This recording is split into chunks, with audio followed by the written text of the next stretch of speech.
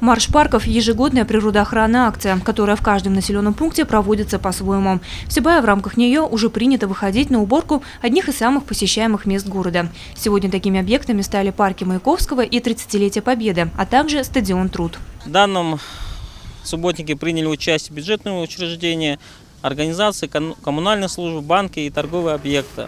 Сегодня на субботнике задействованы 13 единиц техники, кроме техники МБУ ЖКХ. Были выделены такими организациями, как Сибайдорстрой, БШПО, Сибайский АТП, Ремстройцентр и Газпром.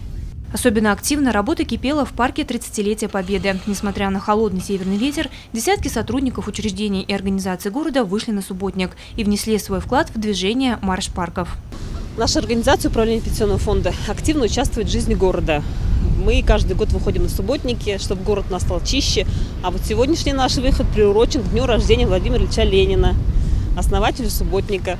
Все, кто помнит Ленина, ленинцы, поздравляю с днем рождения Владимира Ильича Ленина. Наступила весна, и этот парк в нашем городе один из лучших и один из моих самых любимых. Окна моей квартиры выходят на памятник, и я очень люблю, когда весной вот только-только появляется зелень. Ну, чтобы совсем было приятное впечатление, конечно, надо здесь убраться. Поэтому мы всем коллективом с удовольствием всегда выходим на субботники, принимаем активное участие, помогаем городу обрести вот это вот обновление в жизни, которое приходит с каждой весной. Также вышли убирать наш город. Парки сегодня убираем для того, чтобы могли люди радоваться, отдыхать.